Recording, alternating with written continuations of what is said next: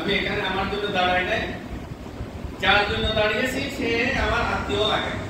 কালকার বাড়ি সানি আলম, 5 বছরের অবস্থায় তার ক্যান্সার হয়েছে। এখন তার 10 বছর চলতেছে। এখন আল্লাহর রহমতে সে বেঁচে আছে। ঢাকা থেকে ট্রিটমেন্ট চলতেছে।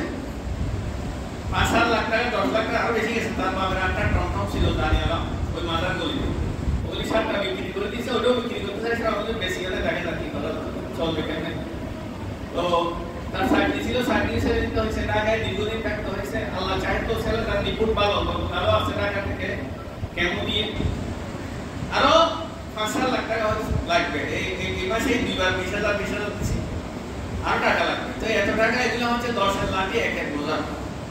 আমাদের নবী করিম সাল্লাল্লাহু আলাইহি ওয়াসাল্লাম বলেছেন, যে ব্যক্তি পেট ভরে গেল অথচ তার প্রতিবেশী উপোস রইল, সে আমার উম্মত অর্থাৎ মুসলমান না।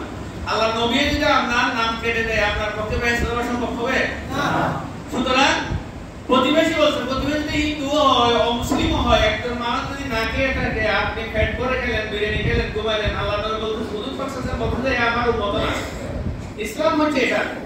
আপনি কি করবেন? আপনি কিছু কম খেয়ে ওখানে দিয়ে দিবেন কিছু ওনাকে। আপনার পাশে দেখবেন যে আপনার বিল্ডিং আছে, টাকা আছে, ভালো ইনকাম আছে, ডায়াবেটিসের ওষুধগুলো কিনতে পারছেন, এমন আছে না আমাদের করে? আশেপাশে আছে। এগুলো খবর নিতে হবে। কারণ দান এমন এক জিনিস যার কারণে আল্লাহর গোসাটা না হয়ে যায়। হাদিস শরীফে আছে আল্লাহর রাগটা হয়ে যায়, রাগ প্রশমিত হয়ে যায়, এরকম জিনিস।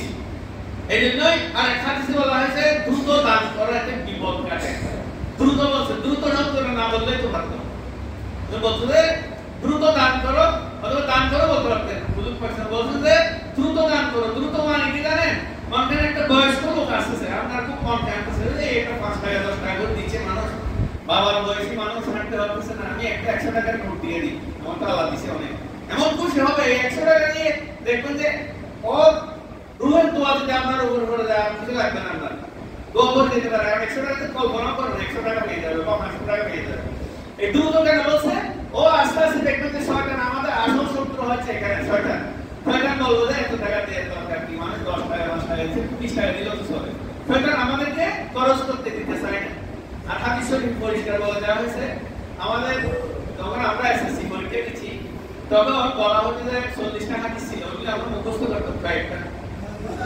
কেন একটা হাদিস শুনি তখন আমার ইয়েটা আসে নাই, আমি অবাক হয়েছি না। বলে ত্রিভুবন ব্যস্ত যাবে না।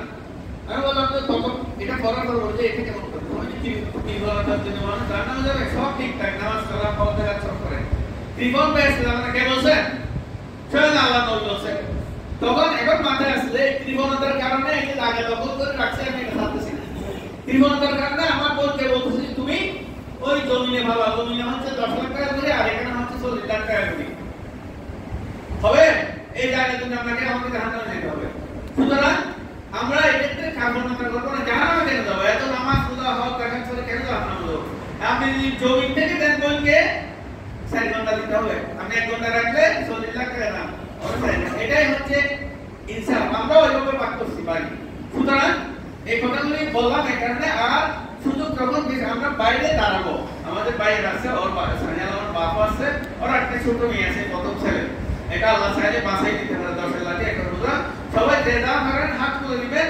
আর এখন যদি বলেন যে কেউ আরো বেশি দিতে চায়, আমি 5,000 500 1000 টাকা দিতে চাই, 2000 টাকা দিতে চাই, তাও সুযোগ আছে।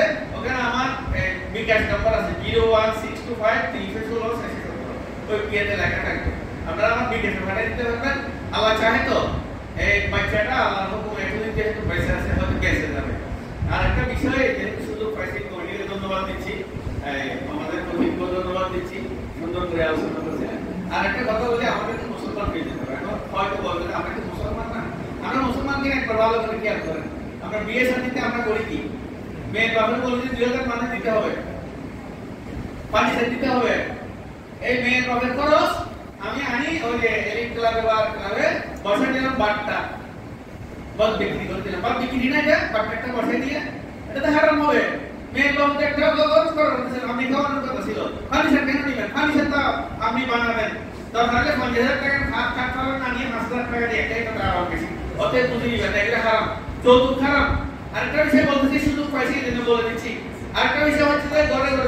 ঠিক আছে সুদের বর্ণনা ওষুধ দিয়েছে অনেকবার ঘরে ঘরে সমিতির মাধ্যমে সুদ ঢুকে গেছে সুদি কি করবে আমরা বড় জানতে শেষ করবো তুমিও শেষ করতেছে আমার পাড়ার একজন 10,000 টাকা আমার কাছে আসছে কান থেকে আমার মাসান গিয়েছে আমি জেল থেকে আসছি 3.5 লাখ টাকা আমার দৌড় নিচ্ছে সমিতি থেকে এখন আবার নিয়ে যাবে জেল আমার মেয়ে থাকি না আমার তোমার পেন আমি কিনবো না আর সুদের কথা আমি নেই সুদের কথা তোমার বাইক আমি বলবো তোমার কাছে পয়সা আছে ওকে বলে দেবো বলতে থাকি তোমার বাইকে হয়েছে আমি বলে এই কাজ করো তুমি মানে ঠিক মতো দাম দিয়ে ঠকাই নাও টাকাটা কিনে দাও 5 এখন বাপের টাকা বেশি দিয়ে বার করে চলে যেতে হবে ওইখানে এই অবশ্যই সুদ থেকে সাবধান থাকতে হবে আমরা একটা মুসলমান মুসলমান বললেই তো হবে না প্রকৃত মুসলমান হতে হবে প্রকৃত মুসলমান হওয়ার জন্য আমাদেরকে কোরআন অধ্যয়ন করতে হবে কোরআন থেকে শিখবেন ইসলাম কি হাদিস থেকে শিখবেন হুজুর পাক সাল্লাল্লাহু আলাইহি ওয়াসাল্লাম হচ্ছে প্র্যাকটিক্যাল ইসলাম এখান থেকে ইসলাম শিখবেন আর বাইরে থেকে শিখতে চাইলে সমস্যা হবে আমার তো এক হুজুর এক রকম বলো কোথায় যাবো কোরআনে গাইলে দিয়ে হারাম মান করে না কেন